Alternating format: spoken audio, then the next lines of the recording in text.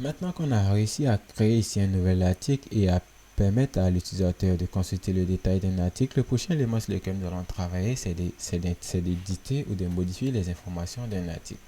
Histoire que si l'utilisateur clique ici sur le bouton éditer que nous avons mis en place, il puisse tomber ici sur une nouvelle route qui va afficher un formulaire dans lequel il devra saisir les informations pour mettre à jour l'article en question. Donc, pour le bouton de clic sur le bouton et tomber sur une nouvelle page, vous pouvez le faire. Vous avez suffisamment de ressources pour le faire.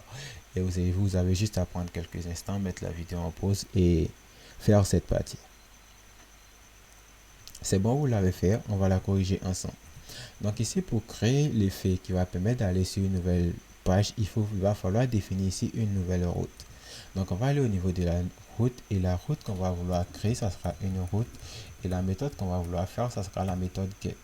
Et là, d'abord, on appellera ici la route article.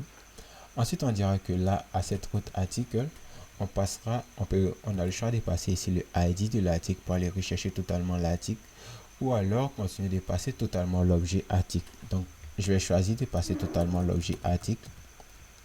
Ensuite, on aura un /edit à la fin. Comme ça, si l'utilisateur, dans l'URL, on aura article/2/edit. L'URL comprendra que là, on veut aller sur l'écran d'édition de l'article numéro 2. Ensuite, ici, on va appeler le même article controller. Et là, on va appeler la classe. Et là, on va dire qu'on va appeler la nouvelle méthode edit qu'on va souhaiter créer. Et là, au niveau d'article controller, on va venir créer ici cette nouvelle méthode edit. Donc ici, on aura ici un public function edit. Et puisqu'en paramètre, on a passé totalement l'objet article comme on l'a fait ici pour le show. Puisqu'on a passé le paramètre article, ici on appelle ici le modèle article et on stocke le résultat de sa recherche dans une variable qu'on va appeler article. Et là, tout ce qu'on aura à faire, c'est de retenir ici une nouvelle view. Et là, il sera dans le dossier article. Et là, ici, ça sera un fichier qu'on va appeler edit. Et là, on va juste lui retenir l'article qu'il aura trouvé à cette vue. Et là, ça sera de l'article. Et si on enregistre ça et qu'on retourne au niveau du formulaire, au niveau du dossier article, on va créer un nouveau fichier qu'on va appeler edit.blade.php. Et dans ce edit.blade.php, on va juste prendre le même layout de base et coller ça. Et juste là, on va juste modifier, on va retirer tout le contenu et laisser seulement le card body. Plutôt, on va laisser le card body uniquement pour la page d'édition. Ensuite, ce qu'il faut faire, c'est qu'on va mettre ici des liens sur ces boutons là pour que lorsqu'on clique sur le bouton éditer, on puisse aller sur cette route /article/edit qu'on a créé ici. Donc au niveau de show.blade.php, ce bouton, on va le transformer en un lien, on va faire un A. Et juste avant la classe, on va ici faire un href.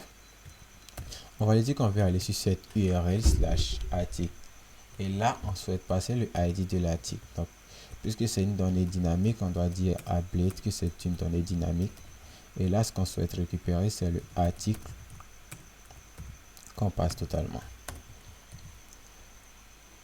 Et ici, au niveau d'accueil, on avait passé le ID, on doit retirer et totalement passer l'entièreté de l'objet. Vous avez remarqué que même si on pointe ici sur l'ID, la Laravel comprend que c'est l'objet qu'on a récupéré, donc il fait le traitement de la même façon. Donc au niveau ici du show, on va totalement passer l'objet et on va vérifier ensemble si ça fonctionne. Donc on va d'abord rafraîchir et là on va cliquer ici sur éditer. Et là, je pense qu'ils ont mis à jour le paramètre. Je suppose que là, c'est le ID qu'on doit passer. Bien vraiment, qu'on doit lui passer tout l'objet. Ici, on doit lui passer le ID pour qu'il puisse le récupérer ainsi. Donc, ici, au niveau du show, c'est le ID qu'on lui passe. Et au niveau de l'article, on lui laisse encore son ID. Donc, si on refait, c'est qu'on retourne en arrière et qu'on clique à nouveau sur le bouton éditer. On a bel et bien article/2/edit.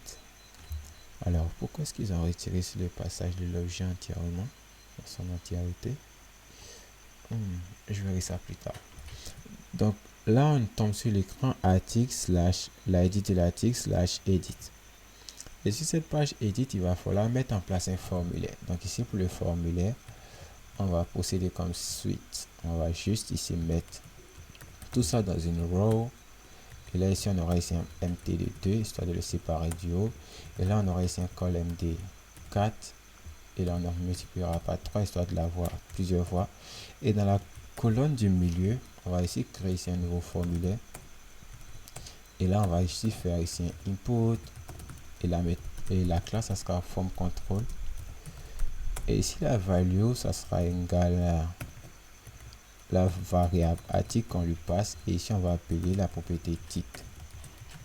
Et si on fait ce qu'on actualise, on a bel et bien notre propriété titre qui apparaît. Et là, ici, on peut lui donner ici un titre à notre formulaire. Et ça sera éditer un article. Ensuite, au niveau de ce formulaire, on peut maintenant lui passer notre texte area qui va contenir aussi la description. Et là, le name, ça sera la description. Et pour le titre, il va falloir qu'on lui aussi donne un name. Donc, le name, ça sera titre. Et pour le texte area, pour récupérer la valeur du texte area, on ne pourrait pas la récupérer à travers ici une value. Donc, pour la récupérer, c'est juste à l'intérieur de l'ouverture et de la fermeture de la texte area. Et ici on va dire qu'on souhaite récupérer le $article description, et là c'est le champ description qu'on souhaite récupérer. Et si on fait c'est qu'on rafraîchit notre page, on a bel et bien notre ceci est notre second article. Ok, c'était juste un problème d'espace avec le texte area. Ensuite, ce que je vais faire, c'est que je vais vouloir séparer le texte area du champ de saisie du titre. Et avec un MT1, le problème est réglé. Donc, si je peux mettre ici un MT2, et là, le MT2, comme d'habitude, il exagère. Ok, et ensuite, ici, on va créer ici une nouvelle div avec la classe button. Et ici, on va créer ici un nouveau bouton qu'on va lui donner la classe button success, et là ça sera actualisé.